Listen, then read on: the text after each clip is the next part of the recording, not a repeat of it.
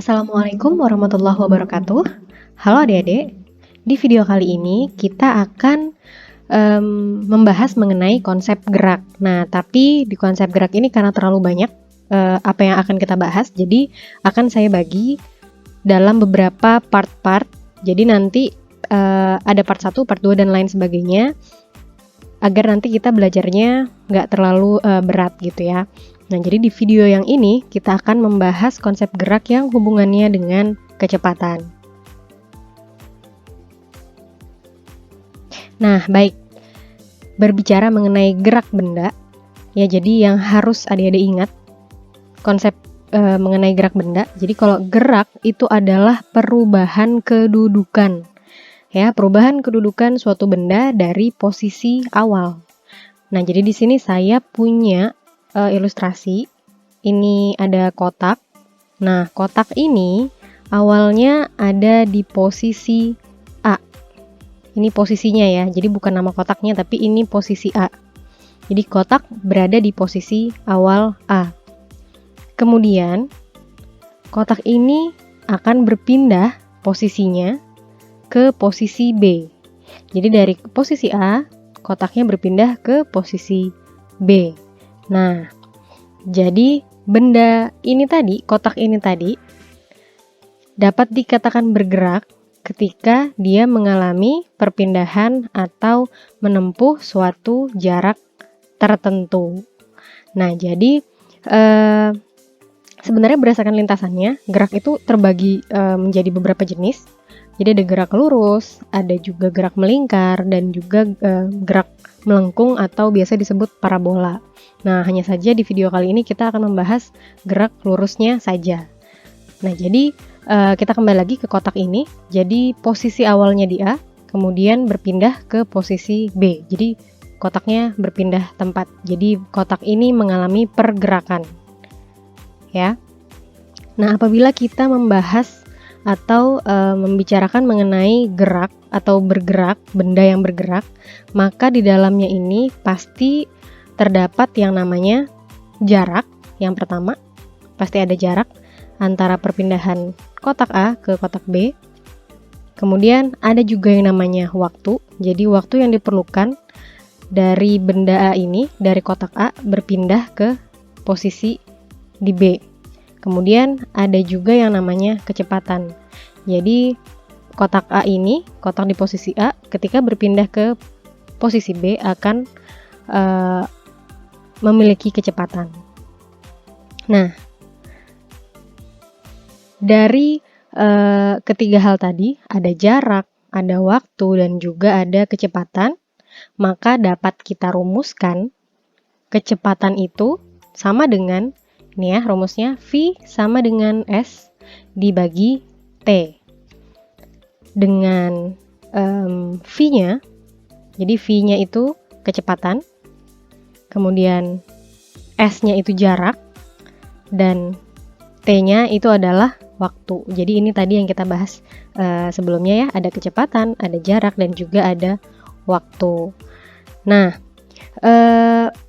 tapi terkadang ada beberapa soal yang tidak hanya mencari kecepatannya saja, tapi nanti bisa pun juga ditanyakan berapa nih jaraknya atau berapa waktu yang diperlukan. Nah, untuk itu adik-adik nggak perlu khawatir, kita bisa tuliskan di sini. Jadi yang perlu diingat yang ini aja, rumus V sama dengan S dibagi T. Nah, jadi nanti di saat kita mau mencari rumus yang lain, kita tinggal gunakan segitiga rumus ya. Nah, bikinlah nanti seperti ini. Kemudian di bawahnya nanti dikasih garis kayak gini. Ini garisnya lurus ya sebenarnya.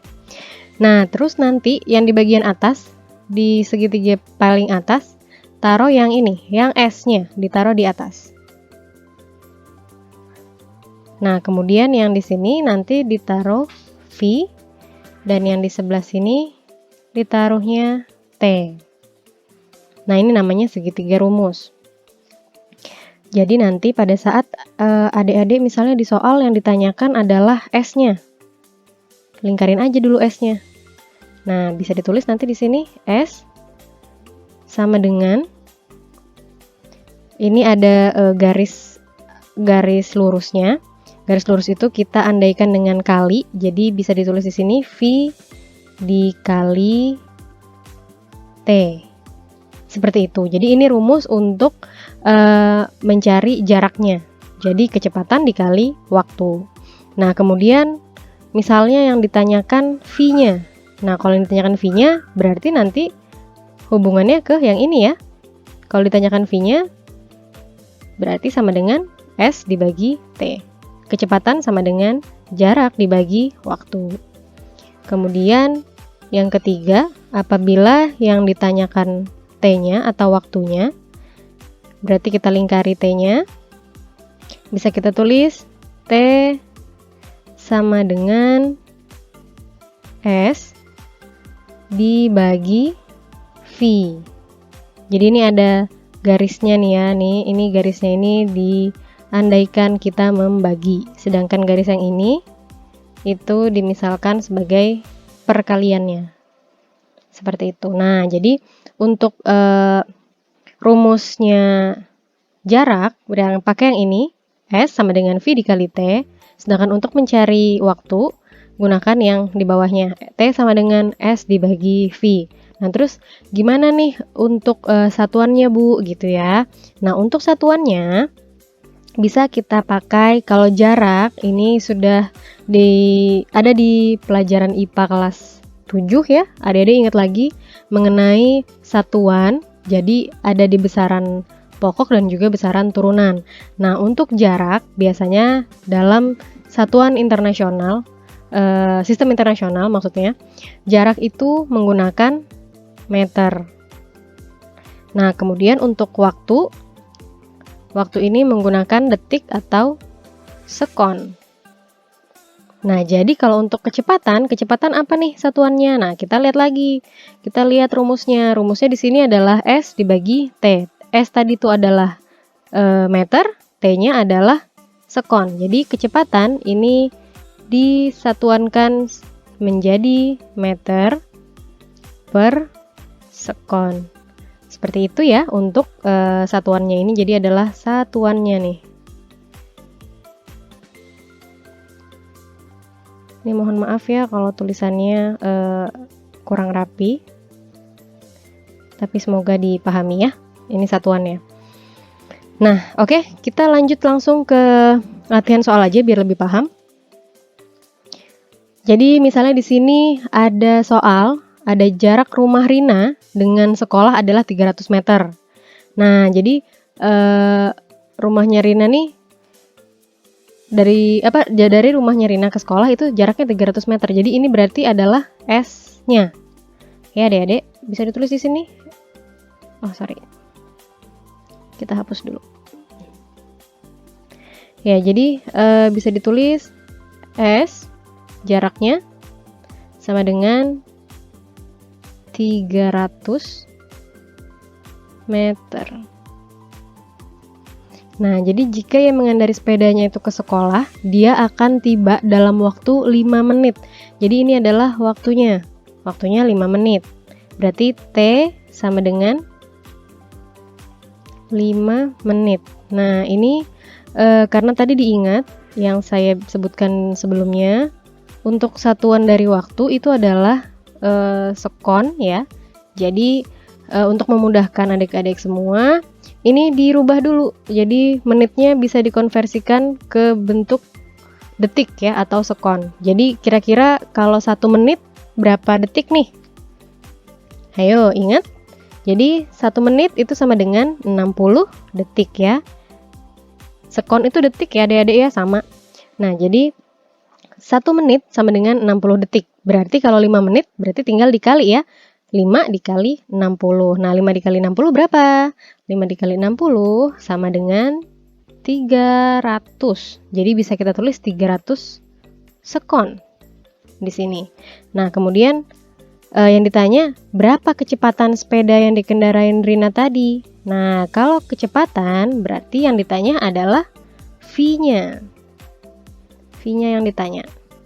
Berarti bisa kita jawab, bisa adik-adik diulang lagi. V itu rumusnya S dibagi T. Jadi jarak dibagi dengan waktu. Jaraknya berapa? Jaraknya yang ini 300 meter. Kemudian waktunya berapa? Waktunya tadi pakai yang ini tadi sudah ya, yang sudah kita konversikan menjadi detik satuannya atau sekon. Waktunya 300 sekon. Nah, ini gampang sekali nih. Ini karena sama, ya udah tinggal dihapus-hapus aja ya. Jadi disilang-silang aja. Jadi 300 dibagi 300 kan sudah pasti 1 ya. Jadi aduh, miring nih. Hapus dulu ya. Jadi V-nya sama dengan 1 meter per sekon. Seperti itu ya adik-adik ya. Paham ya jadinya? Gampang kan? Nah, kita coba latihan soal yang kedua ya. Latihan soal yang kedua ini yang ditanya apa nih kira-kira? Dibaca dulu. Jadi, Lintang mengendarai motor dari rumah ke taman itu dengan kecepatannya 130 meter per menit. Ya, jadi ini kecepatan. Berarti kita udah dapat kecepatannya sama dengan, tulis aja dulu. Jadi apa yang ada diketahui dari soal ditulis dulu biar nggak bingung gitu ya. Maaf, ini bukan kecepatan, ini jarak. Ini kita tulisnya V. Berarti V-nya 130 meter per menit.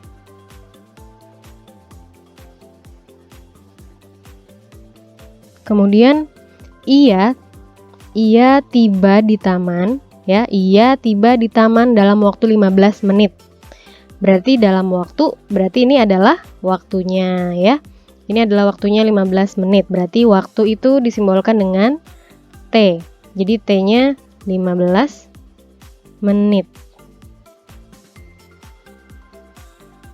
Nah, sedangkan nanti yang ditanya adalah berapa meter jarak rumah Lintang dari taman. Berarti yang ditanya itu adalah S-nya. Ya. Nah, menggunakan tadi yang saya sudah sebutkan di awal, pakai segitiga rumus. Di sini ada S, ada V, dan ada T. Nah, karena yang dicari adalah S-nya yang di atas, berarti tinggal dikalikan. Ini antara V dikali dengan T. Jadi S sama dengan V dikali T. Jarak sama dengan kecepatan dikali waktu. Nah, apabila ada yang bingung, di sini kan Bu, ini tadi soalnya menit Bu gitu. Apakah harus diganti menjadi detik atau sekon gitu ya dikonversi? Nah, kalian lihat dulu. Karena di sini sama-sama menit, V-nya jaraknya per menit, kemudian T-nya juga per menit. Jadi nggak perlu, biar aja di seperti ini. Ya, jadi nggak usah dikonversi terlebih dahulu. Jadi dibiarkan saja seperti itu. Jadi kita bisa tulis di sini 130. Aduh, ini mereng-mereng nih. Diulang ya.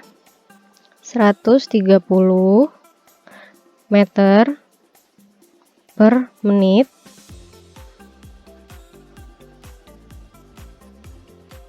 dikali T. Nah, T-nya di sini 15 menit. Ups. Ulang-ulang. Dikali T-nya tadi 15 menit.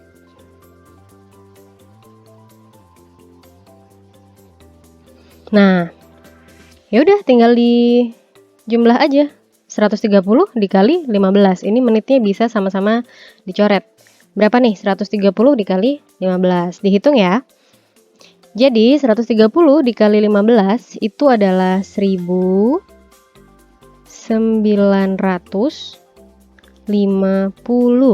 Satuannya apa? Satuannya yang ini, meter. Duh, ulang-ulang. Satuannya jarak adalah meter. Nah, selesai deh. Jadi ternyata jarak rumahnya Lintang ke taman itu 1950 meter. Seperti itu ya adik-adik. Jadi gampang banget ini konsep gerak, apalagi yang mengenai kecepatan dipahami baik-baik. Mohon maaf ini kalau tulisannya agak nggak jelas, semoga tetap terlihat ya, tetap paham. Oke, sekian untuk konsep gerak yang berhubungan dengan kecepatan. Kita akan ketemu lagi di video selanjutnya dengan materi yang masih sama mengenai konsep gerak, tapi di bagian yang lain. Terima kasih sudah disimak dengan baik. Tetap jaga kesehatan dan juga semangat dalam belajar. Assalamualaikum warahmatullahi wabarakatuh.